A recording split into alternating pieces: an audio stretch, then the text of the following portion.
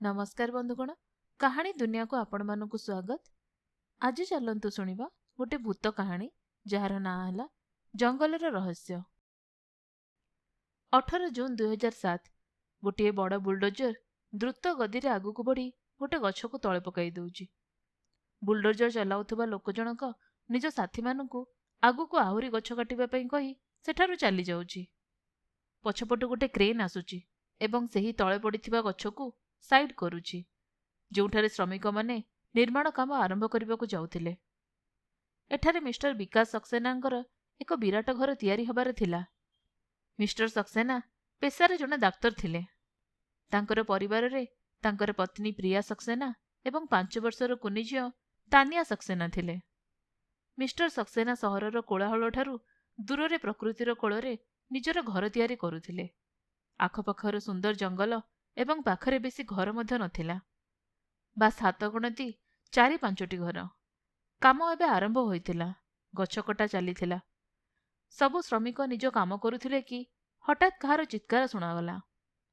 सबु श्रमिक दौड़िकी सेही आड़कू गले जोठारे क्रेनर किछि असुविधा हेबा कारणरु जणे श्रमिक उपरे गछ पड़ी जाइथिला, जहा फଳରେ से गुरुतर आहत होइथिला। से गछटी सीधा ता मुंड उपरे पड़िथिला, जहा फଳରେ मुंडरे गभीर आघात लागिथिला। एहा देखि समस्त श्रमिक एवं सुपरभाइजरंकर छाती थरी उठिला। तुरंत आंबुलांस डकागला, किंतु आंबुलांस आसीबा पूर्वरु ही से व्यक्तिर मृत्यु होइगला। काम एबे आरंभ होइथिला एवं एभଳି घटना घटिबा गोटे अशुभ संकेत थिला। श्रमिक माने निज भितरे कथा हबाकू लागिले, जहा उपरे सुपरभाइजर सेमानकू गाली देई कहिले, ए अशुभ कौन, बाजे कथा, अशुभ बोली किछि नथाए। एवं से क्रेन चालक को डाकी गाली देले, एसबु कौन, तुमको क्रेन चलाइबा आसे नहीं कि? एहा सुनी क्रेन ड्राइवर भयभीत होई कंपिला स्वर रे कहिला, नाई सर, मते क्रेन चलाइबा आसे एवं आज पर्यंत केबे भी एमती हेई नाई। से क्रेन मो नियंत्रण रे ही नथिला, से आपे आपे चालुथिला एवं एही भितरे ए दुर्घटना घटिगला। एमिति केमिति हबो जे क्रेन आपे आपे चालुथिला? एहा सुनी श्रमिक माने डरी गले एवं नाना कथा हेबाकू लागिले जे एठारे निश्चय किछि भूत किंबा आत्मा अछि, आउ सेही आत्मा ही क्रेन को निज बसरे करी गछ पकाई देइछि। से सफा सफा कहूछि जे ए घर तैयारी हेबाकू दब नाही। एहा सुनी सुपरभाइजर चिल्लाई कहिले, छिड़ा होई कोन बाजे कथा होउछ, केबे अशुभ तो केबे भूत। कंस्ट्रक्शन साइट रे दुर्घटना घटे, क्रेन रे किछि असुविधा होइतिबो, एहाकू चेक कराओ आउ निज काम कर। सुपरभाइजर एतिकी कही सेठारु चली गले, किंतु समस्तंकर मनरे डर लगी रहिथिला। एमिति दिने मुकेश नामक जने श्रमिक संध्यारे निज शिफ्ट सारी घरे पहुंचिला। जेतेबेले से निज पकेट रे हाथ मारिला, ताकू अनुभव ହେଲା जे ता फोन पकेट रे नाही। से बहुत चिंतित होइगला एवं भाबिला बोधहुए ता फोन कंस्ट्रक्शन साइट रे पड़ी जाइथिबो। सेतेबेले संध्या 6टा बाजिथिला, आउ से साइट ता घर ठारू 30 मिनिट दूर रे थिला। मुकेश डेरी न करी से साइट आड़कू बाहरला। सेठारे पहुंची से निज फोन खोजिबाकू लागिला। ताकू लागुथिला एइठी केउंठी ता फोन पड़िथिबो।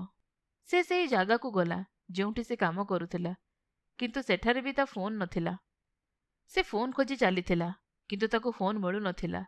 अंधार मध्य बहुत होई सारिथिला एवं ठंडा पवन बहुथिला। चारिआडे बहुत सुनसान थिला, जहा निज भितरे किछि कहुथिला। मुकेश को बहुत डर लागुथिला। से भाबिला फोन काली खोजिबो, एबे एठारु पळाए। से जेमिति सेठारु बाहरिबाकू जाउथिला, ताकू फोन बाजिबार शब्द शुणागला। फोन बेसी दूर रे नथिला। से आखपाख देखिला एवं अल्प दूर रे पत्र गदा भितरु हालुका आलोक देखा जाउथिला, आउ से आलोक बोधहुए ता फोन रो थिला। मुकेश दौड़ी सेठाकू गला आउ पत्र हटाइला। सेठारे ता फोन पड़िथिला। से फोन उठाइला। कौनसी अजणा नंबर रु फोन आसुथिला। से कॉल उठाइला, किंतु सेपटू कौनसी शब्द आसुनथिला। मुकेश सेठारे छिड़ा हुई हेलो हेलो कहूथिला कि हठात ताकू लागिला जेमती केही जणे ता आड़कू दौड़ी आसुची। मुकेश हठात पछकू बुलिला, किंतु सेठारे केही नथिले। अंधार बहुत होई सारिथिला। बास जो अल्प आलोक आसुथिला ता जह्नरू आसुथिला।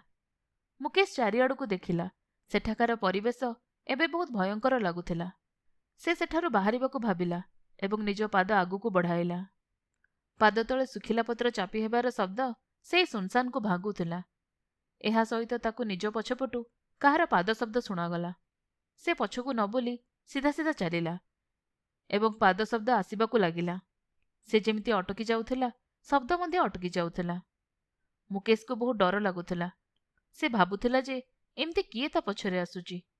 ସେ ଭଗବାନଙ୍କ ନାମ ନେଇ ପଛକୁ ବୁଲିଲା, ଯେଉଁଠି ତାକୁ ତାଠାରୁ ଅଳ୍ପ ଦୂରରେ ଗୋଟେ ଛୋଟ ଝିଅ ଛିଡ଼ା ହେବାର ଦେଖାଗଲା। ମୁକେଶ କିଛି ବୁଝିପାରିଲା ନାହିଁ ଯେ ଏତେ ରାତିରେ ଗୋଟେ ଛୋଟ ଝିଅ ଏଠାରେ କ'ଣ କରୁଛି। ସେ ତାକୁ ପଚାରିଲା, ତୁମେ କିଏ ଏବଂ ଏଠାରେ କ'ଣ କରୁଛ? ଯାହା ଉପରେ ସେ ଝିଅ କିଛି କହିଲା ନାହିଁ। ମୁକେଶ ଭାବିଲା ବୋଧହୁଏ ପାଖ ଗାଁର କେହି ହେଇଥିବ। ଆଉ ସେ ସେଠାରୁ ଯିବାକୁ ଲାଗିଲା କି ହଠାତ୍ ତାକୁ ଅନୁଭବ ହେଲା ଯେ କେହି ତା ପଛେ ପଛେ ଆସୁଛି। ତାକୁ ଲାଗିଲା ବୋଧହୁଏ ସେଇ ଝିଅ ହୋଇଥିବ ଯିଏ ସେଠାରେ ଛିଡ଼ା ହୋଇଥିଲା। ଯେମିତି ମୁକେଶ ବୁଲିଲା, ସେ ଦେଖିଲା ଯେ ସେଇ ଝିଅ ଏବେ ମଧ୍ୟ ସେଇଠାରେ ଛିଡ଼ା ହୋଇଛି ଯେଉଁଠି ସେ ପ୍ରଥମେ ଛିଡ଼ା ହୋଇଥିଲା। ତେବେ ଏହା କାହାର ପାଦ ଶବ୍ଦ ଥିଲା? ମୁକେଶ କିଛି ବୁଝିପାରିଲା ନାହିଁ। ସେ ନିଜ ପାଦ ପଛକୁ କରୁଥିଲା କି ହଠାତ୍ ତାକୁ ଝିଅଟିର ହସିବା ଶବ୍ଦ ଶୁଣାଗଲା। ମୁକେଶ ବୁଲିକି ସେଠାରୁ ଦୌଡ଼ିବାକୁ ଲାଗିଲା, କିନ୍ତୁ ତାକୁ ଲାଗିଲା ଯେମିତି ଅନେକ ଲୋକ ଦୌଡ଼ିକି ତା ଆଡ଼କୁ ଆସୁଛନ୍ତି। ମୁକେଶ ଆହୁରି ଜୋରରେ ଦୌଡ଼ିଲା କି ହଠାତ୍ କୌଣସି ଅଦୃଶ୍ୟ ଶକ୍ତି ତା ଗୋଡ଼ ଧରି ପକାଇଲା ଆଉ ସେ ତଳେ ପଡ଼ିଗଲା। ସେ ଏପଟ ସେପଟ ଦେଖିଲା, କିନ୍ତୁ ସେଠାରେ କେହି ନଥିଲେ। ମୁକେଶର ଅବସ୍ଥା ଡରରେ ଖରାପ ହୋଇସାରିଥିଲା। ସେ ପୁଣି ଉଠିଲା ଆଉ ଦୌଡ଼ିବାକୁ ଲାଗିଲା କି ହଠାତ୍ ସେ ଝିଅ ଏକଦମ ମୁକେଶର ସାମ୍ନାକୁ ଚାଲି ଆସିଲା ଆଉ ତାକୁ। ତା ପରଦିନ ମୁକେଶ କାମକୁ ଆସିଲା ନାହିଁ। ତାର ସାଙ୍ଗମାନେ ତା ଫୋନକୁ କଲ୍ କଲେ। ରିଙ୍ଗ ଯାଉଥିଲା, କିନ୍ତୁ କେହି ଫୋନ ଉଠାଉନଥିଲେ। ସନ୍ଧ୍ୟାବେଳେ ଘରକୁ ଫେରିବା ବାଟରେ ଶ୍ରମିକମାନେ ମୁକେଶ ଘର ପାଖ ଦେଇ ଗଲେ, କିନ୍ତୁ ତା ଘରେ ତାଲା ପଡ଼ିଥିଲା। ଶେଷରେ ମୁକେଶ ଗଲା କୁଆଡ଼େ ଏହା କାହାକୁ ଜଣାପଡ଼ିଲା ନାହିଁ। କାମ ଚାଲିଲା ଏବଂ କିଛି ଦିନ ଯାଏ କାମ ଠିକ୍ରେ ଚାଲିଲା। କିନ୍ତୁ ପୁଣି ଥରେ କାହାର ନା କାହାର ଦୁର୍ଘଟଣା ହେବା କିମ୍ବା କାମ ଛାଡ଼ି ପଳାଇବାର ଖବର ଆସିବାକୁ ଲାଗିଲା। ସୁପରଭାଇଜର ବହୁତ ଚିନ୍ତିତ ହୋଇଗଲେ। ଯଦି ଏମିତି ଚାଲେ ତେବେ ଘର ଶୀଘ୍ର ତିଆରି ହୋଇପାରିବ ନାହିଁ ଏବଂ ସେମାନଙ୍କୁ ଏ କାମ ଜଲ୍ଦି ସାରିବାର ଥିଲା। ଏଥିପାଇଁ ସେ କାମର ବେଗ ବଢ଼ାଇଲେ ଏବଂ ଶ୍ରମିକ ସଂଖ୍ୟା ମଧ୍ୟ ବଢ଼ାଇଲେ, ଏହି ଆଶାରେ ଯେ କାମ ଶୀଘ୍ର ସରିଯିବ। କିନ୍ତୁ ତଥାପି ଏସବୁ ଘଟଣା ବନ୍ଦ ହେଲା ନାହିଁ ଏବଂ ଦୁର୍ଘଟଣା ଆହୁରି ବଢ଼ିବାକୁ ଲାଗିଲା। ଏବେ ତ ଏହା ମଧ୍ୟ ଅଭିଯୋଗ ଆସିବାକୁ ଲାଗିଲା ଯେ ସେମାନଙ୍କୁ ଅଜବ ଅଜବ ଶବ୍ଦ ଶୁଣାଯାଉଛି। କେବେ କାହାର କାନ୍ଦିବାର ଶବ୍ଦ ତ କେବେ ହସିବାର, ଆଉ ବେଶୀ ଭାଗ କୌଣସି ଝିଅର ଶବ୍ଦ। ଏବଂ ଅନେକ ଥର ଶ୍ରମିକମାନେ ଗୋଟେ ଝିଅକୁ ସାଇଟ୍ରେ ମଧ୍ୟ ଦେଖିଥିଲେ, ଯାହା ଉପରେ ସୁପରଭାଇଜର ଏଭଳି ଗୁଜବ ପ୍ରଚାର କରିବା ପାଇଁ ସେମାନଙ୍କୁ ଗାଳି ଦିଅନ୍ତି ଏବଂ କୁହନ୍ତି, ଦୁର୍ଘଟଣା ତ ସବୁ ସାଇଟ୍ରେ ହୁଏ, ବାସ୍ କାମରେ ଧ୍ୟାନ ଦିଅ ଆଉ ଅବହେଳା କର ନାହିଁ। ଆଉ ରହିଲା ଝିଅ କଥା, ସେ ଆଖପାଖର କେହି ହୋଇଥିବ କିମ୍ବା ପାଖରେ ଥିବା ଗାଁରୁ ଆସୁଥିବ, ଏତେ ଡର ନାହିଁ। ଏତିକି କହି ସୁପରଭାଇଜର ସେଠାରୁ ଚାଲିଯାଆନ୍ତି। ଯଦିଓ ସେ ଅନ୍ୟମାନଙ୍କୁ ବୁଝାଉଥିଲେ ଯେ ଡର ନାହିଁ, କିନ୍ତୁ ନିଜେ ତାଙ୍କୁ ମଧ୍ୟ ଡର ଲାଗୁଥିଲା, କାରଣ ଏସବୁ ଜିନିଷ ସେ ମଧ୍ୟ ଅନୁଭବ କରିଥିଲେ। ସେ ଭାବିଲେ ଯେ ଏ ବିଷୟରେ ମିଷ୍ଟର ସକ୍ସେନାଙ୍କ ସହ କଥା ହେବା ଉଚିତ। ସେ ସିଧା ମିଷ୍ଟର ସକ୍ସେନାଙ୍କୁ ଭେଟିବାକୁ ଗଲେ ଏବଂ ସାଇଟ୍ରେ ହେଉଥିବା ସମସ୍ତ ଘଟଣା ବିଷୟରେ ଜଣାଇଲେ ଆଉ ବୁଝାଇଲେ ଯେ ଏହି ଜାଗାଟି ହଣ୍ଟେଡ୍ ବା ଭୂତକୋଠି ଅଟେ। ଯାହା ଉପରେ ମିଷ୍ଟର ସକ୍ସେନା ହସି ହସି କହିଲେ, ଏସବୁ କଥାରେ ମୁଁ ବିଶ୍ୱାସ କରେ ନାହିଁ। ମୁଁ ପେଶାରେ ଜଣେ ସର୍ଜନ ଏବଂ ତୁମେ ଭାବୁଛ ଏସବୁ ବାଜେ ଏବଂ ଭିତ୍ତିହୀନ କଥାରେ ମୁଁ ଡରିଯିବି? ନା, ଏସବୁ ସେ ଶ୍ରମିକମାନଙ୍କର ନାଟକ ହୋଇଥିବ। ଏହା କେବଳ କାମ ଚୋରି। ତୁମେ ଯେତେ ଶୀଘ୍ର ପାରୁଛ ଏ ଘର ତିଆରି କର। ଯାହାପରେ ସୁପରଭାଇଜର ସେଠାରୁ ଚାଲିଗଲେ ଏବଂ କାମ ଚାଲୁ ରଖିଲେ। ଏ ଦୁର୍ଘଟଣାଗୁଡ଼ିକ ଯୋଗୁଁ କାମ ଯଦିଓ ଡେରିରେ ଚାଲୁଥିଲା, କିନ୍ତୁ କାମ ବନ୍ଦ କରାଗଲା ନାହିଁ ଏବଂ ଏ ଘର 3 ସେପ୍ଟେମ୍ବର 2010ରେ ତିଆରି ହୋଇ ପ୍ରସ୍ତୁତ ହୋଇଗଲା। କିଛି ସମୟ ପରେ ସକ୍ସେନା ପରିବାର ମଧ୍ୟ ସେଠାକୁ ସିଫ୍ଟ ହୋଇଗଲେ। ଏ ଘରେ ସେମାନେ ବହୁତ ଖୁସି ଥିଲେ। ନା ସହରର କୋଳାହଳ ଥିଲା, ନା ସେଠାକାର ପ୍ରଦୂଷିତ ପବନ। ସକାଳେ ପକ୍ଷୀମାନଙ୍କର ମିଠା ସ୍ୱର, ସତେଜ ପବନ ଏବଂ ପବନ ଯୋଗୁଁ ପତ୍ର ହଲିବାର ଶବ୍ଦ ସକାଳକୁ ଅତ୍ୟନ୍ତ ଶାନ୍ତିପୂର୍ଣ୍ଣ ଏବଂ ଆନନ୍ଦମୟ କରୁଥିଲା। ତାଙ୍କ ପଡ଼ୋଶୀମାନେ ମଧ୍ୟ ବହୁତ ଭଲ ସ୍ୱଭାବର ଥିଲେ। ସେମାନଙ୍କ ସହ ସକ୍ସେନା ପରିବାରର ଭଲ ସମ୍ପର୍କ ଗଢ଼ି ଉଠିଲା। ତାଙ୍କ ଘରଠାରୁ ଅଳ୍ପ ଦୂରରେ ଏକ ଗାଁ ଥିଲା, ଯେଉଁଠିକାର ଲୋକମାନେ ମଧ୍ୟ ବହୁତ ଭଲ ଥିଲେ ଏବଂ ସେହି ଗାଁର ପିଲାମାନେ କେବେ କେବେ ତାଙ୍କ ଘର ପାଖରେ ଥିବା ଛୋଟ ପଡ଼ିଆରେ ଖେଳିବାକୁ ଆସୁଥିଲେ। ଯାହାଙ୍କ ସହ ତାନିଆ ଏବଂ ପଡ଼ୋଶୀ ପିଲାମାନେ ମଧ୍ୟ ଖେଳୁଥିଲେ। ନୂଆ ଘରକୁ ଆସିବା ପରେ ତାଙ୍କ ଜୀବନରେ ଏକ ଶାନ୍ତି ଏବଂ ସୁଖ ଆସିଯାଇଥିଲା। ଏମିତି କିଛି ଦିନ ବିତିଗଲା। ସନ୍ଧ୍ୟାବେଳେ ତାନିଆ ଏବଂ ବାକି ପିଲାମାନେ ଖେଳୁଥିଲେ କି ସେମାନଙ୍କ ମଧ୍ୟରୁ ଜଣେ ପିଲା ଅରୁଣ ସମସ୍ତଙ୍କୁ କହିଲା ଯେ ଚାଲ ଆଜି ଜଙ୍ଗଲ ଆଡ଼କୁ ଯିବା। ଯେଉଁ ପିଲାମାନେ ପାଖ ଗାଁରୁ ଆସୁଥିଲେ ସେମାନେ ମନା କରି କହିଲେ ସେ ଜଙ୍ଗଲକୁ ଯିବା ଠିକ୍ ନୁହେଁ। ଆମ ବାପା ମା ଆମକୁ ମନା କରିଛନ୍ତି ଆଉ କହିଛନ୍ତି ସେଠାରେ ବିପଦ ଅଛି। ଏହା ଶୁଣି ତାନିଆ ପଚାରିଲା, କେମିତିକା ବିପଦ? ପିଲାମାନେ ଡରିକି କହିଲେ, ସେଇ ଜଙ୍ଗଲରେ ଗୋଟିଏ ଛୋଟ ଝିଅର ଆତ୍ମା ଅଛି, ଆଉ ଯିଏ ବି ଜଙ୍ଗଲକୁ ଯାଏ ସେ କେବେ ଫେରିକି ଆସେ ନାହିଁ। ଏହା ଶୁଣି ତାନିଆ ବହୁତ ଡରିଗଲା ଏବଂ ନିଜ ଘରକୁ ପଳାଇଲା। ତାନିଆର ବାପା ଘରେ ସୋଫାରେ ବସି ଟିଭି ଦେଖୁଥିଲେ। ତାନିଆ ତାଙ୍କ ପାଖକୁ ଗଲା ଏବଂ ଜଙ୍ଗଲ ବିଷୟରେ ସବୁ କଥା କହିଲା। ମିଷ୍ଟର ସକ୍ସେନା ନିଜ ଝିଅ ମୁହଁରେ ଡର ସ୍ପଷ୍ଟ ଦେଖିପାରୁଥିଲେ ଏବଂ ସେ ଚିନ୍ତିତ ହୋଇଗଲେ। ଯଦି ସେ ଏବେ ତାନିଆ ମନରୁ ଡର ବାହାର ନ କରନ୍ତି ତେବେ ଏ ଡର ତା ମନରେ ବସିଯିବ, ଯାହାକି ଠିକ୍ ନୁହେଁ। ତେଣୁ ସେ ତାନିଆକୁ ବୁଝାଇ କହିଲେ, ନା ମା, ଏମିତି କିଛି ନାହିଁ। ସେମାନଙ୍କ ବାପା ମା ବୋଧହୁଏ ସେମାନଙ୍କୁ ଜଙ୍ଗଲକୁ ଯିବାକୁ ଦେବାକୁ ଚାହୁଁନଥିବେ, କାରଣ ସେଠାରେ ସେମାନେ ହଜିଯାଇ ପାରନ୍ତି। ସେଥିପାଇଁ ସେମାନେ ଏମିତି କାହାଣୀ ବନାଇଛନ୍ତି ଯାହାଫଳରେ ସେମାନେ ଡରିବେ ଆଉ ଜଙ୍ଗଲ ଆଡ଼କୁ ଯିବେ ନାହିଁ। ତାନିଆ, ତୁମେ ଡର ନାହିଁ। ଦେଖ, ଏବେ ତୁମ ବାପା ସେ ଜଙ୍ଗଲକୁ ଯିବେ ଆଉ ଦେଖିବେ ସେଠାରେ ଭୂତ ଅଛି କି ନାହିଁ। ଏତିକି କହି ସେ ସୋଫାରୁ ଉଠିଲେ ଏବଂ ବ୍ୟାକ୍ୟାର୍ଡ ଆଡ଼କୁ ଯିବାକୁ ଲାଗିଲେ। ତାନିଆ ତାଙ୍କୁ ଅଟକାଇଲା, କିନ୍ତୁ ତା ମନରୁ ଭୟ ଦୂର କରିବା ପାଇଁ ତାଙ୍କର ଯିବା ଜରୁରୀ ଥିଲା। ତାନିଆର ବାପା ବାହାରକୁ ଆସି ଦେଖିଲେ ଯେ ଯେଉଁ ଜଙ୍ଗଲ ସକାଳେ ଏତେ ସୁନ୍ଦର ଲାଗୁଥିଲା, ସୂର୍ଯ୍ୟ ବୁଡ଼ିବା ପରେ ତାହା କେତେ ଭୟଙ୍କର ଲାଗୁଛି। ସେ ଯାହା ହଉ ନିଜ ବ୍ୟାକ୍ୟାର୍ଡକୁ ଯାଇ ସେ ଛୋଟ କବାଟଟି ଖୋଲିଲେ, ଯାହା ବ୍ୟାକ୍ୟାର୍ଡ ଏବଂ ସେହି ଜଙ୍ଗଲକୁ ଯୋଡ଼ୁଥିଲା, ଏବଂ ସେ ଜଙ୍ଗଲ ଆଡ଼କୁ ବଢ଼ିବାକୁ ଲାଗିଲେ। ନିଜ ଫୋନ୍ର ଫ୍ଲାସ୍ଲାଇଟ୍ ସାହାଯ୍ୟରେ ସେ ଆଗକୁ ବଢ଼ୁଥିଲେ। ଏବେ ପୁରା ରାତି ହୋଇନଥିଲା, କିନ୍ତୁ ତଥାପି ଜଙ୍ଗଲରେ ବହୁତ ଅନ୍ଧାର ଥିଲା। ଏହି ଅନ୍ଧାର ସହିତ ଏକ ଅଜବ ସୁନସାନ ଚାରିଆଡ଼େ ଛାଇ ରହିଥିଲା। କିଛି ବାଟ ଚାଲିବା ପରେ ସେ ବୁଲିଲେ ଏବଂ ନିଜ ଘର ଆଡ଼କୁ ଫେରିବାକୁ ଲାଗିଲେ। ଯେମିତି ସେ ନିଜ ବ୍ୟାକ୍ୟାର୍ଡ ପାଖରେ ପହଞ୍ଚିଲେ ତାଙ୍କୁ ନିଜ ପଛପଟୁ କାହାର ଶବ୍ଦ ଶୁଣାଗଲା।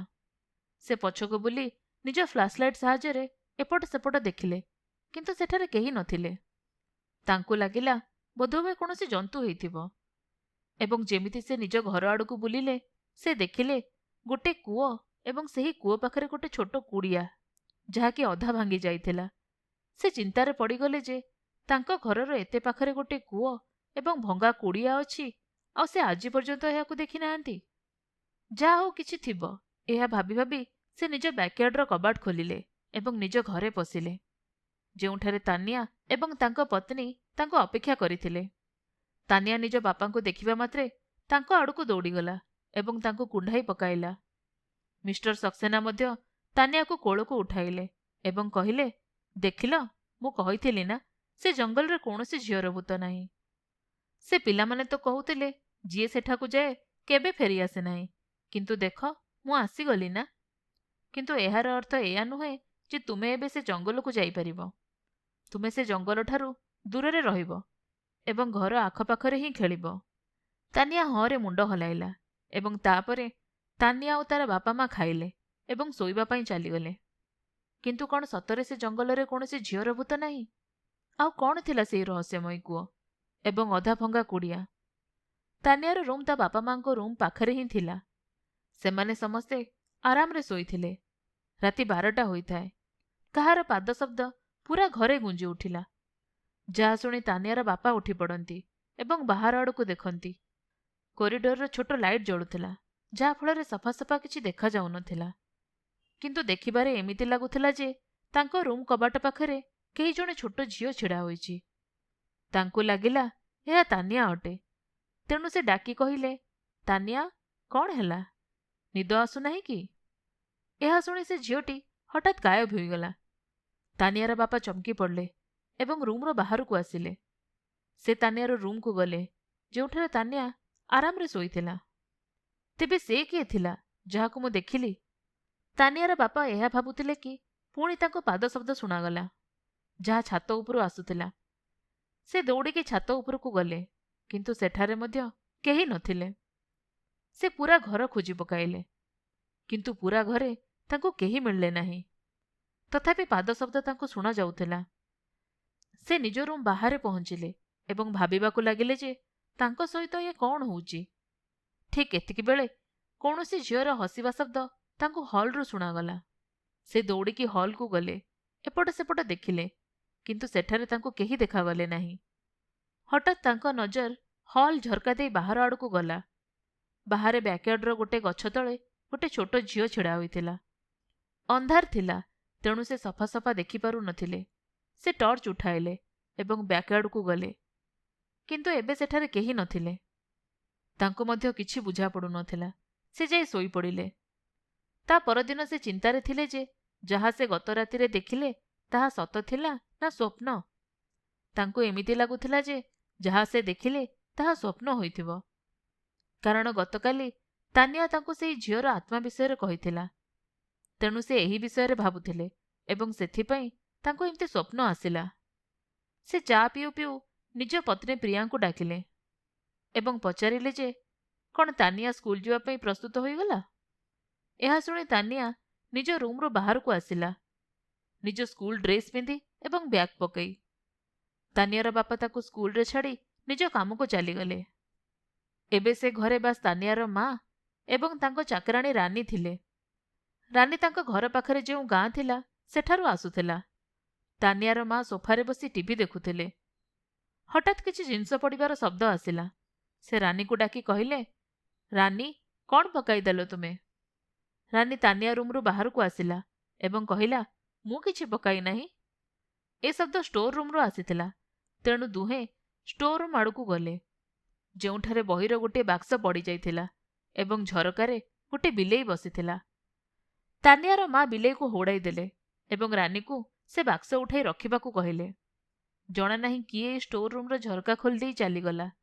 ଏହା କହୁ କହୁ ସେ ଝରକା ବନ୍ଦ କରିବାକୁ ଲାଗିଲେ, ଯେଉଁଠାରେ ସେ ଦେଖିଲେ ଯେ ବ୍ୟାକ୍ୟାର୍ଡର ଗେଟ୍ ପାଖରେ ଗୋଟିଏ ଛୋଟ ଝିଅ ଛିଡ଼ା ହୋଇଛି, ଯିଏ ଚିରାଫଟା ପୋଷାକ ପିନ୍ଧିଛି ଏବଂ ତା ପୋଷାକରେ ରକ୍ତର ଦାଗ ମଧ୍ୟ ଅଛି।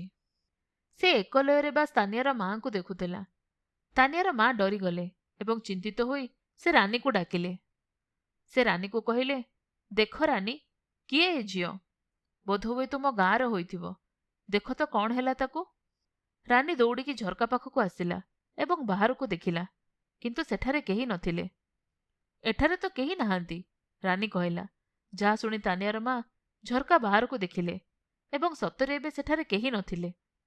ତାନିଆର ମା କହିଲେ, ରାନୀ, ସତରେ ସେଠାରେ ଗୋଟେ ଝିଅ ଛିଡ଼ା ହୋଇଥିଲା, ଯିଏ ଚିରାଫଟା ପୋଷାକ ପିନ୍ଧିଥିଲା ଆଉ ତା ପୋଷାକରେ ରକ୍ତର ଛିଟ ମଧ୍ୟ ଥିଲା। ମୋତେ ତ ତା ପାଇଁ ଚିନ୍ତା ହେଉଛି। ଜଣା ନାହିଁ କ'ଣ ହୋଇଥିବ ତା ସହିତ। ଏତିକି ଶୁଣୁ ଶୁଣୁ ରାନୀର ମୁହଁ ଭାବ ବଦଳିଗଲା। ସେ ଡରିକି ଝରକା ବନ୍ଦ କଲା ଏବଂ ଷ୍ଟୋର ରୁମ୍ରୁ ବାହାରିଗଲା। ତାନିଆର ମାଆଙ୍କୁ ତାର ଏ ବ୍ୟବହାର ବହୁତ ଅଜବ ଲାଗିଲା। ସେ ତା ପଛେ ପଛେ ଗଲେ ଏବଂ ତାକୁ ପଚାରିଲେ, କ'ଣ ହେଲା ରାନୀ, ତୁମେ ଏମିତି ବାହାରକୁ ଆସିଗଲ କାହିଁକି?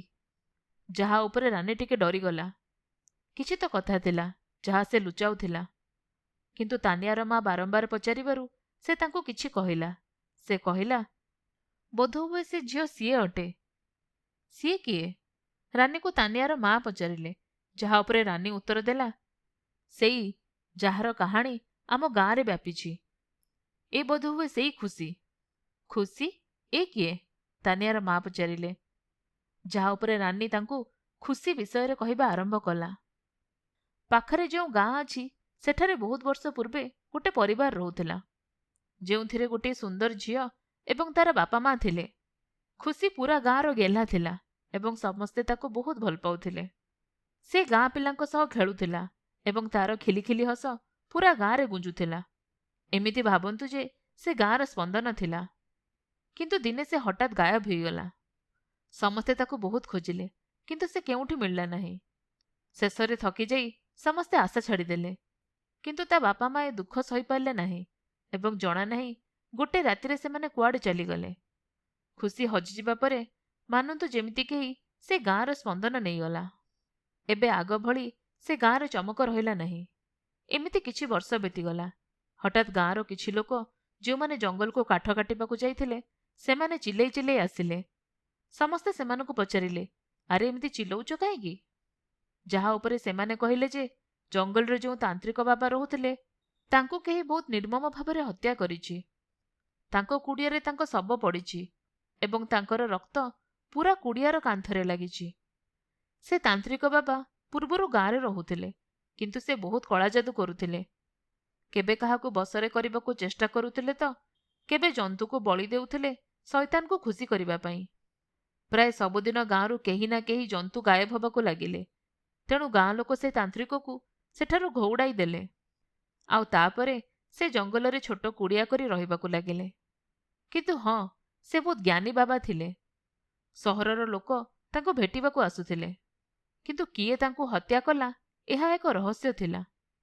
ଏମିତି କିଛି ଦିନ ବିତିଗଲା କି ଗାଁ ଲୋକଙ୍କୁ ଏବେ କିଛି ଅଜବ ଅନୁଭବ ହେବାକୁ ଲାଗିଲା। ସେ ଜଙ୍ଗଲ ଯାହା ବହୁତ ଶାନ୍ତ ଓ ସୁନ୍ଦର ଲାଗୁଥିଲା ତାହା ଏବେ ରକ୍ତମୁଖା ଲାଗିବାକୁ ଲାଗିଲା। ଯିଏ ବି ସେଠାକୁ ଯାଉଥିଲା ସେ ଫେରି ଆସୁନଥିଲା, ଆଉ ଯିଏ କେବେ ଭୁଲରେ ଚାଲି ଆସୁଥିଲା ସେ ପାଗଳ ହୋଇଯାଉଥିଲା। ଅନେକ ଲୋକ ଜଙ୍ଗଲ ପାଖ ଦେଇ ଯିବା ସମୟରେ ଖୁସିକୁ ଦେଖିଲେ, ଯିଏ ଚିରାଫଟା ପୋଷାକ ପିନ୍ଧି ସେମାନଙ୍କୁ ଦେଖାଯାଉଥିଲା ଏବଂ ତା ପୋଷାକରେ ରକ୍ତ ଲାଗିଥିଲା। ଗାଁ ଲୋକ ଏହା ବୁଝିଗଲେ ଯେ ସେହି ତାନ୍ତ୍ରିକ ବାବା ହିଁ ନିଜର କୌଣସି କଳାଜାଦୁ ପାଇଁ ଖୁସିକୁ ଅପହରଣ କରିଥିବ ଏବଂ ବୋଧହୁଏ ତାର ବଳି ଦେଇଥିବ। ପରେ ଖୁସିର ଆତ୍ମା ସେ ତାନ୍ତ୍ରିକକୁ ମାରି ନିଜର ପ୍ରତିଶୋଧ ନେଲା ଏବଂ ତାର ଆତ୍ମା ଏବେ ସେଇ ଜଙ୍ଗଲରେ ଘୁରି ବୁଲୁଛି। ସେବେଠାରୁ ଗାଁ ଲୋକ ସେ ଜଙ୍ଗଲକୁ ଯିବା ପାଇଁ ଡରନ୍ତି। ରାନୀ ଖୁସିର ସବୁ କାହାଣୀ ଶୁଣାଇଲା, ଯାହା ଶୁଣି ତାନିଆର ମା ବହୁତ ଡରିଗଲେ, କାରଣ ସେ ଖୁସିକୁ ଦେଖିଥିଲେ କିମ୍ବା ବୋଧହୁଏ ଖୁସିର ଆତ୍ମାକୁ। ଆଉ ଖୁସି ଏକ ଲୟରେ ବାସ୍ ତାଙ୍କ ଆଡ଼କୁ ହିଁ ଦେଖୁଥିଲା। ରାନୀ ଆଗକୁ କହିଲା, ତେଣୁ ସେ ସେମାନଙ୍କ ଘରୁ ଜଲ୍ଦି ଚାଲିଗଲା ଏବଂ ସେ କଥା ତାଙ୍କୁ କହିବାକୁ ଚାହୁଁନଥିଲା। କିନ୍ତୁ ବୋଧହୁଏ ଖୁସିକୁ ଆପଣଙ୍କର ଏଠାରେ ରହିବା ପସନ୍ଦ ଆସୁନାହିଁ। ଆପଣ ଯେତେ ଶୀଘ୍ର ହେବ କିଛି କରନ୍ତୁ କିମ୍ବା ଏ ଘର ଛାଡ଼ି ଦିଅନ୍ତୁ। ଏହା ଶୁଣି ତାନିଆର ମା ଗଭୀର ଚିନ୍ତାରେ ପଡ଼ିଗଲେ। ସନ୍ଧ୍ୟାବେଳେ ତାନିଆର ବାପା ଘରକୁ ଆସିଲେ ଏବଂ ସେ ତାନିଆର ମାଙ୍କ ବଦଳି ଯାଇଥିବା ବ୍ୟବହାର ଦେଖିଲେ। ସେ ତାଙ୍କୁ ପଚାରିଲେ ଯେ ହେଲା କ'ଣ, ଏତେ ଚିନ୍ତିତ କାହିଁକି ଅଛ? ଯାହା ଉପରେ ତାନିଆର ମା ତାଙ୍କୁ ଖୁସି ବିଷୟରେ ସବୁ କଥା କହିଲେ, ଯାହା ରାନୀ ତାଙ୍କୁ କହିଥିଲା। ଏହା ଶୁଣି ତାନିଆର ବାପା ଚିନ୍ତାରେ ପଡ଼ିଗଲେ ଏବଂ ବୁଝିଗଲେ ଯେ ସେ ରାତିରେ ଯାହା ଦେଖିଥିଲେ ତାହା ସ୍ୱପ୍ନ ନଥିଲା। ସତରେ ସେଠାରେ ଗୋଟାଏ ଝିଅ ଥିଲା। ଯଦିଓ ସେ ଏସବୁ କଥାରେ ବିଶ୍ୱାସ କରୁନଥିଲେ ଏବଂ ଏବେ ମଧ୍ୟ ତାଙ୍କୁ ପୁରା ବିଶ୍ୱାସ ହେଉନଥିଲା। ତାଙ୍କୁ ଏମିତି ହିଁ ଲାଗୁଥିଲା ଯେ ଅନ୍ୟ କୌଣସି ଝିଅ ହୋଇଥିବ ଏବଂ ଏସବୁ ଏକ ମନଗଢ଼ା କାହାଣୀ। କିନ୍ତୁ ତାନିଆର ମା ବହୁତ ଚିନ୍ତିତ ଥିଲେ ଏବଂ ତାଙ୍କୁ ତାନିଆ ପାଇଁ ବହୁତ ଚିନ୍ତା ହେଉଥିଲା। କାଳେ ସେ ଆତ୍ମା ତାନିଆର କିଛି କ୍ଷତି ନ କରିଦେଉ। ସେଥିପାଇଁ ତାନିଆର ମା କହିଲେ, ଆମେ କୌଣସି ପାଦ୍ରୀଙ୍କୁ ଡାକିବାନି କାହିଁକି? ଏହା ଶୁଣି ତାନିଆର ବାପା ହଠାତ୍ ରାଗିଗଲେ ଏବଂ କହିଲେ, ଏସବୁ କ'ଣ ପ୍ରିୟା? ପାଦ୍ରୀ ବାବା ଏସବୁ ଠକ ହୋଇଥାନ୍ତି ଆଉ ବାସ୍ ପଇସା ଲୁଟନ୍ତି। କିନ୍ତୁ ପ୍ରିୟା ତାଙ୍କୁ ବହୁତ ବୁଝାଇଲେ, ଯାହାଫଳରେ ସେ ରାଜି ହୋଇଗଲେ। ସେମାନେ ଏସବୁ କଥା ତାନିଆଠାରୁ ଲୁଚାଇ ରଖିଲେ। ରାତିବେଳେ ସେମାନେ ତାନିଆକୁ ନିଜ ପାଖରେ ଶୁଆଇଲେ ଏବଂ ତାନିଆର ମା ଡରୁଥିଲେ ମଧ୍ୟ। ସେପଟେ ତାନିଆର ବାପା ବିଜ୍ଞାନର କଥା କହିବାରେ ଲାଗିଥିଲେ, କିନ୍ତୁ ତାନିଆର ମା ବହୁତ ଚିନ୍ତିତ ଥିଲେ। ସେ ବାସ୍ ଏହି ପ୍ରାର୍ଥନା କରୁଥିଲେ ଯେ ଯେମିତି ହଉ ଏ ରାତି କଟିଯାଉ ଏବଂ ସେ ବିପଦ ଟଳିଯାଉ। ତାନିଆ ଏବଂ ତା ବାପା ଶୋଇଗଲେ, କିନ୍ତୁ ତାନିଆର ମା ଶୋଇପାରୁନଥିଲେ। ତାଙ୍କୁ ନିଦ ହିଁ ଆସୁନଥିଲା। ରାତି 12ଟା ବାଜିଗଲା। ପୁଣି ଥରେ କାହାର ଶବ୍ଦ ପୁରା ଘରେ ଗୁଞ୍ଜି ଉଠିଲା, ଯାହା ଶୁଣି ତାନିଆର ବାପା ଉଠିଗଲେ। ତାନିଆର ମାଙ୍କୁ ଚେଇଁଥିବାର ଦେଖି ସେ ଚିନ୍ତିତ ହେଲେ ଏବଂ ପଚାରିଲେ, କ'ଣ ହେଲା ପ୍ରିୟା? ତାନିଆର ମା କହିଲେ, ବୋଧହୁଏ ଏ ଖୁସି। ହଠାତ୍ ସେ ପାଦ ଶବ୍ଦ ଆହୁରି ବଢ଼ିବାକୁ ଲାଗିଲା। ଏମିତି ଲାଗୁଥିଲା ଯେମିତି ବହୁତ ଲୋକ ଦୌଡ଼ି ତାଙ୍କ ରୁମ୍ ଆଡ଼କୁ ଆସୁଛନ୍ତି। ପାଦ ଶବ୍ଦ ପୁରା ଘରେ ଗୁଞ୍ଜି ଉଠୁଥିଲା, ଯେମିତି ବହୁତ ଲୋକ ତାଙ୍କ ଘରେ ଅଛନ୍ତି ଏବଂ ଫିସ୍ଫିସ୍ ହେବାର ଶବ୍ଦ ତାଙ୍କୁ ଶୁଣାଯାଉଥିଲା। ସେମାନେ ଡରି ଯାଇଥିଲେ। ତାଙ୍କୁ କିଛି ବୁଝାପଡ଼ୁନଥିଲା। ସେମାନେ ବାସ୍ ନିଜ ଝିଅ ତାନିଆକୁ ବଞ୍ଚାଇବାକୁ ଚାହୁଁଥିଲେ। ଏବେ ତାନିଆର ବାପାଙ୍କୁ ମଧ୍ୟ ଏସବୁ କଥା ଉପରେ ବିଶ୍ୱାସ ହେବାକୁ ଲାଗିଥିଲା। ସେ ପାଦ ଶବ୍ଦ ତାଙ୍କ ରୁମ୍ ଆଡ଼କୁ ବଢ଼ୁଥିଲା। ଅଧା ରାତି ହୋଇସାରିଥିଲା। ତାନିଆର ମା ଡରି ସଙ୍କୁଚିତ ହୋଇଯାଇଥିଲେ। ତାଙ୍କୁ ନିଜ ଝିଅ ତାନିଆର ବହୁତ ଚିନ୍ତା ହେଉଥିଲା କି ହଠାତ୍ କାହାର ପାଦ ଶବ୍ଦ ପୁରା ଘରେ ଗୁଞ୍ଜି ଉଠିଲା। ତାନିଆର ମା କହିଲେ, ବୋଧହୁଏ ଇଏ ଖୁସି ଏବଂ ତାଙ୍କ ନଜର ବାସ୍ କବାଟ ଆଡ଼କୁ ଥିଲା। ହଠାତ୍ ପୁଣି ପାଦ ଶବ୍ଦ ଆସିଲା, କିନ୍ତୁ ଏଥର ଏମିତି ଲାଗୁଥିଲା ଯେ ବହୁତ ପାଦ ତାଙ୍କ ରୁମ୍ ଆଡ଼କୁ ଆସୁଛି। ତାନିଆର ବାପା ମାଆଙ୍କୁ କିଛି ବୁଝାପଡ଼ୁନଥିଲା। ସେମାନେ ବହୁତ ଡରି ଯାଇଥିଲେ। ପୁରା ଘରେ ପାଦ ଶବ୍ଦ ଏବଂ ଲୋକମାନଙ୍କର ଫିସ୍ଫିସ୍ ଶବ୍ଦ ଗୁଞ୍ଜି ଉଠୁଥିଲା। ଏବେ ତାନିଆର ବାପାଙ୍କୁ ମଧ୍ୟ ଏସବୁ କଥା ଉପରେ ବିଶ୍ୱାସ ହୋଇସାରିଥିଲା। ପାଦ ଦ୍ରୁତ ଗତିରେ ତାଙ୍କ ରୁମ୍ ଆଡ଼କୁ ଆସୁଥିଲା। ତାନିଆର ବାପା ମାଆଙ୍କ ହୃତ୍ସ୍ପନ୍ଦନ ବଢ଼ି ଯାଇଥିଲା। ତାଙ୍କୁ କିଛି ବୁଝାପଡ଼ୁନଥିଲା ଯେ ତାଙ୍କ ସହ କ'ଣ ହେବ ଏବଂ କେମିତି ହେବ। ସେମାନେ ନିଜ ଝିଅ ତାନିଆକୁ କେମିତି ବଞ୍ଚାଇବେ। ହଠାତ୍ ଗୋଟେ ଝିଅର ହସ ପୁରା ଘରେ ଗୁଞ୍ଜି ଉଠିଲା। ସମସ୍ତ ପାଦ ଶବ୍ଦ ଏବଂ ଫିସ୍ଫିସ୍ ଶବ୍ଦ ବନ୍ଦ ହୋଇଗଲା। ସେ ଝିଅ ଆଉ କେହି ନୁହେଁ, ଖୁସି ଥିଲା। ତାର ହସିବା ଶବ୍ଦ ପୁରା ଘରେ ଗୁଞ୍ଜି ଉଠୁଥିଲା ଏବଂ ତାଙ୍କ ରୁମ୍ ପାଖକୁ ଆସୁଥିଲା। ତାନିଆର ମା ତାନିଆକୁ ଛାତିରେ ଜାବୁଡ଼ି ଧରିଲେ। ହଠାତ୍ ସେ ହସ ତାଙ୍କ ରୁମ୍ ସାମ୍ନାରେ ଆସି ଅଟକିଗଲା। କବାଟ ବନ୍ଦ ଥିଲା, କିନ୍ତୁ ତା ତଳ ଦେଇ ତାଙ୍କୁ କାହାର ଛାଇ ଦେଖାଯାଉଥିଲା। ହଠାତ୍ କବାଟ ଖୋଲିଗଲା ଏବଂ ସାମ୍ନାରେ ଯାହା ତାନିଆର ବାପା ମା ଦେଖିଲେ, ତାହା ଦେଖି ସେମାନେ ଶୁଖିଲା ପତ୍ର ଭଳି ଥରିବାକୁ ଲାଗିଲେ। ସାମ୍ନାରେ ଖୁସି ଛିଡ଼ା ହୋଇଥିଲା, ଯିଏ ଚିରାଫଟା ପୋଷାକ ପିନ୍ଧିଥିଲା, ଯେଉଁଥିରେ ରକ୍ତର ଦାଗ ଥିଲା। ଏବଂ ଦେଖିବାକୁ ସେ କୌଣସି କଣ୍ଢେଇ ଭଳି ଲାଗୁଥିଲା, ଯାହାର କୌଣସି ହାବଭାବ ନଥିଲା। ସେ ଏକାଲୟରେ ତାନିଆ ଆଡ଼କୁ ଦେଖୁଥିଲା। ତାନିଆର ମା ତାନିଆକୁ ଆହୁରି ଜୋରରେ ନିଜ ଛାତିରେ ଚାପି ଧରିଲେ। ଖୁସି କିଛି ସମୟ ସେଠି ଛିଡ଼ା ହୋଇ ରହିଲା କି ପୁଣି ପାଦର ଶବ୍ଦ ହେଲା, ଯାହା ହଲ୍ରୁ ଆସୁଥିଲା। ଖୁସି ହଲ୍ ଆଡ଼କୁ ବୁଲିଲା ଏବଂ ଯେମିତି ସେ ହଲ୍ ଆଡ଼କୁ ଗଲା, ସେ ପାଦ ଶବ୍ଦ ଜୋର ହେଲା ଏବଂ ବହୁତ ଲୋକଙ୍କର ଚିଲେଇବା ଶବ୍ଦ ଆସିବାକୁ ଲାଗିଲା। ପୁରା ଘର ଗୁଞ୍ଜୁଥିଲା। କ'ଣ ହେଉଥିଲା ହଲ୍ରେ? ସେମାନଙ୍କୁ କିଛି ବୁଝାପଡ଼ୁନଥିଲା କି ହଠାତ୍ ଶବ୍ଦ ବନ୍ଦ ହେଲା ଏବଂ ଚାରିଆଡ଼େ ଶୂନ୍ୟତା ଛାଇଗଲା। ଏମିତି ନୀରବତା ଥିଲା ଯେ ଘଣ୍ଟାର ଟିକ୍ ଟିକ୍ ଶବ୍ଦ ମଧ୍ୟ ସେମାନଙ୍କୁ ସଫା ସଫା ଶୁଣାଯାଉଥିଲା। କିନ୍ତୁ ସେମାନେ ଏବେ ମଧ୍ୟ ଚିନ୍ତିତ ଥିଲେ। ଏମିତି କବାଟ ଆଡ଼କୁ ଦେଖୁ ଦେଖୁ ତାଙ୍କର କେତେବେଳେ ଆଖି ଲାଗିଗଲା ତାଙ୍କୁ ଜଣାପଡ଼ିଲା ନାହିଁ। ପରଦିନ ଆଲାର୍ମ ଶବ୍ଦରେ ତାନିଆର ମାଙ୍କ ଆଖି ଖୋଲିଲା। ସେ ଦେଖିଲେ ତାନିଆ ତାଙ୍କ ପାଖରେ ବିଛଣାରେ ନାହିଁ। ସେ ଜଲ୍ଦି ତାନିଆର ବାପାଙ୍କୁ ଉଠାଇଲେ। ସେମାନେ ବହୁତ ଚିନ୍ତିତ ଥିଲେ। ତାଙ୍କୁ ଡର ଥିଲା କି କାଳେ ସେ ଖୁସି ରାତିରେ ସେମାନେ ଶୋଇବା ପରେ ତାନିଆକୁ ନେଇଯାଇନି ତ।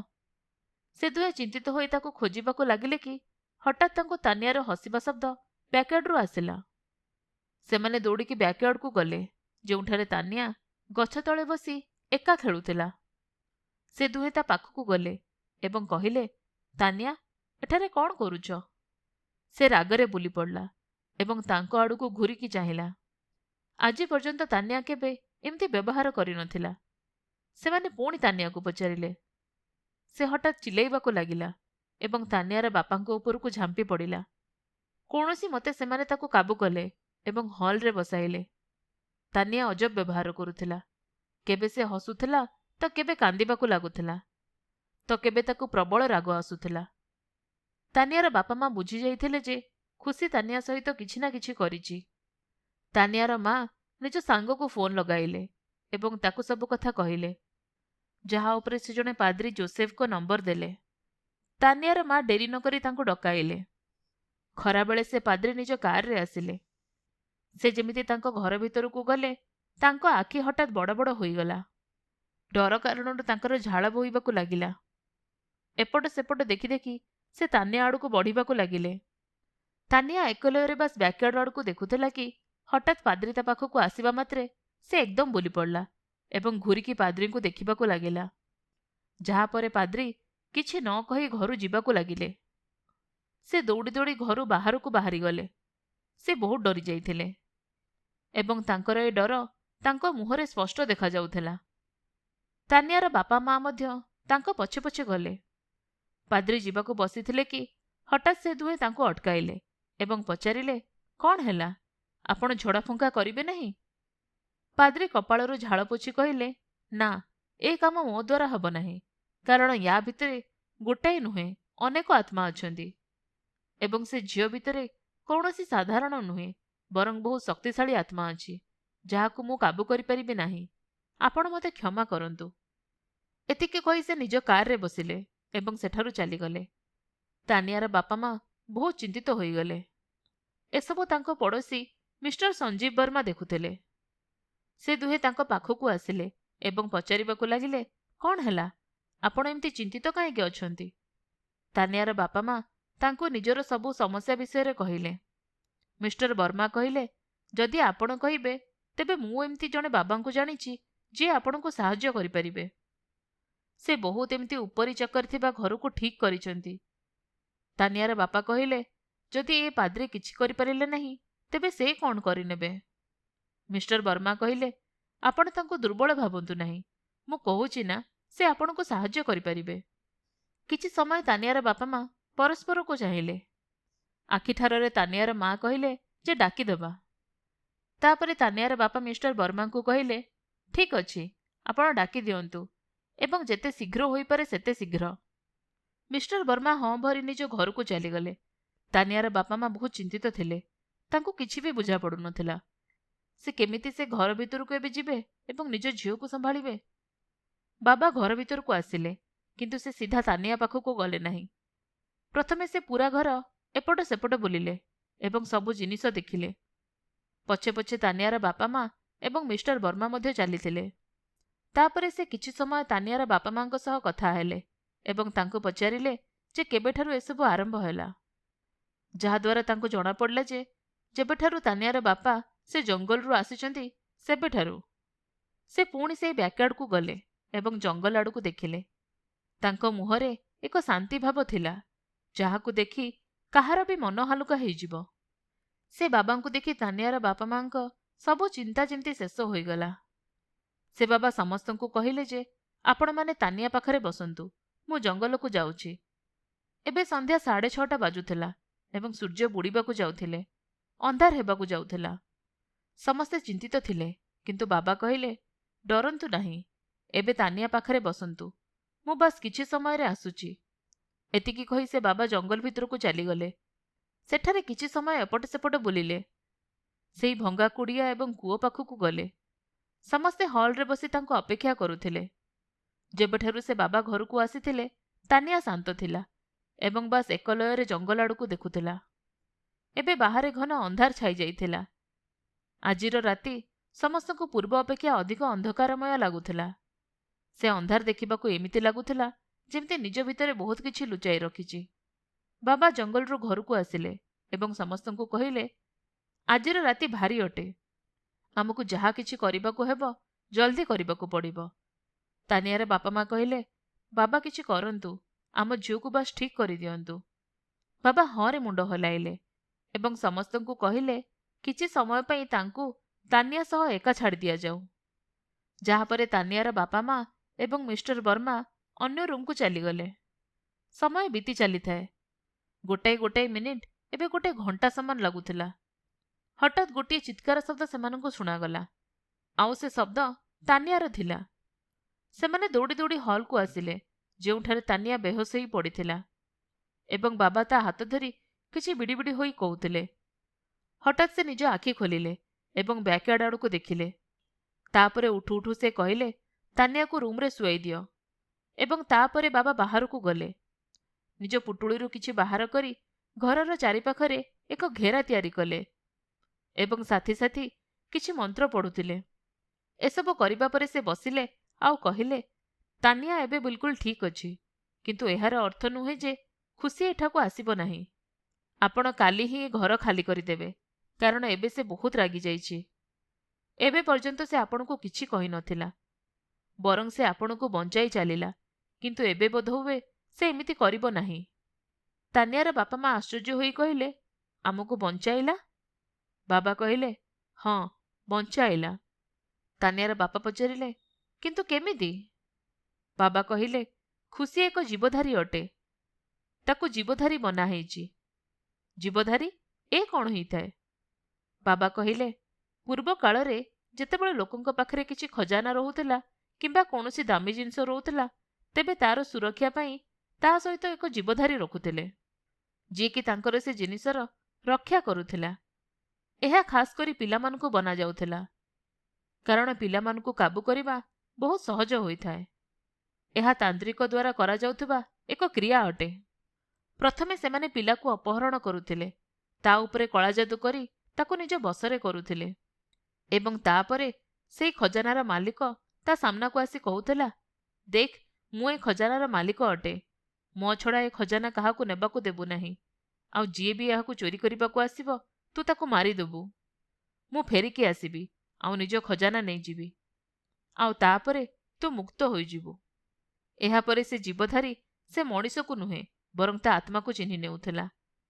ତାପରେ ସେମାନେ ପିଲାକୁ ସେଇ ଖଜାନା ସହିତ ପୋତି ଦେଉଥିଲେ, ଯାହାପରେ ସେ ପିଲାର ଆତ୍ମା ଆହୁରି ଶକ୍ତିଶାଳୀ ହୋଇଯାଉଥିଲା ଏବଂ ତାପରେ ସେଇ ଖଜାନାର ଜଗୁଆଳି କରୁଥିଲା। ସେ ବି ସେ ପର୍ଯ୍ୟନ୍ତ ଯେପର୍ଯ୍ୟନ୍ତ ତାର ମାଲିକ ଫେରିକି ନ ଆସେ। ସେଟା 1 ବର୍ଷ ହଉ କିମ୍ବା 100 ବର୍ଷ ପରେ ହଉ କିମ୍ବା ପର ଜନ୍ମରେ ହଉ, ସେ ଜୀବଧାରୀ ତା ଆତ୍ମାକୁ ଚିହ୍ନି ନିଏ ଏବଂ ତାକୁ ହିଁ ସେ ଖଜାନା ନେବାକୁ ଦିଏ।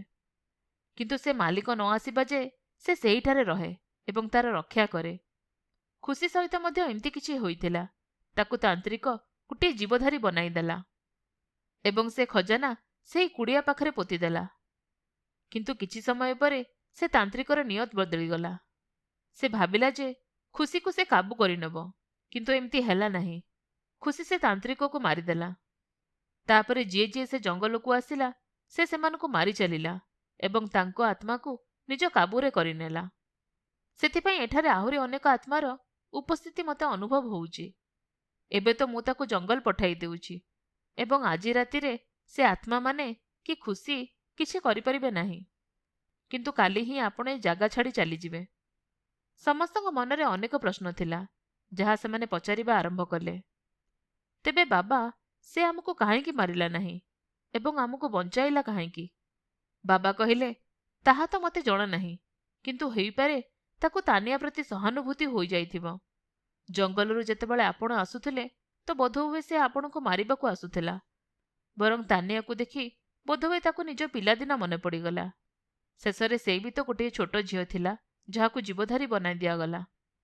ସେ ବି ତ ନିଜ ବାପା ମାଙ୍କର ସ୍ନେହ ଚାହୁଁଥିଲା ଏବଂ ସେମାନଙ୍କ ସହ ରହିବାକୁ ଚାହୁଁଥିଲା। ତେଣୁ ବୋଧହୁଏ ସେଥିପାଇଁ ସେ ଆପଣଙ୍କୁ କିଛି କହିଲା ନାହିଁ ଏବଂ ତାନିଆର ଶରୀରରେ ଏଥିପାଇଁ ଯାଇଥିବ ଯେ ସେ ଭାବିଥିବ ସେ ଏହି ଶରୀରରେ ରହି ବାପା ମାଙ୍କ ସ୍ନେହ ପାଇବ ଏବଂ ଏଇଠୁ ଖଜାନାର ରକ୍ଷା ମଧ୍ୟ କରିବ। କିନ୍ତୁ ଏ ଜିନିଷ ତାନିଆ ପାଇଁ ଠିକ୍ ନୁହେଁ। ତାନିଆର ବାପା ମା ସବୁ ବୁଝିଗଲେ। ସେମାନେ ଘର ଖାଲି କରିଦେଲେ ଏବଂ ସେଠାରୁ ଚାଲିଗଲେ। ଶେଷଥର ପାଇଁ ତାନିଆ ଯିବା ସମୟରେ ସେ ଘରକୁ ଦେଖିଲା, ଯେଉଁଠାରେ ନିଜ ଘର ଝରକାରେ କେହି ଝିଅ କାନ୍ଦୁଥିବାର ଦେଖାଗଲା, ଯାହା ଦେଖି ତାନିଆକୁ ବହୁତ ଖରାପ ଲାଗିଲା। ଆଜି ପାଇଁ କାହାଣୀଟି ଏଇଠି ଥାଉ। ୟାର ଅନ୍ତିମ ଭାଗ ଆମେ କାଲି ଶୁଣିବା।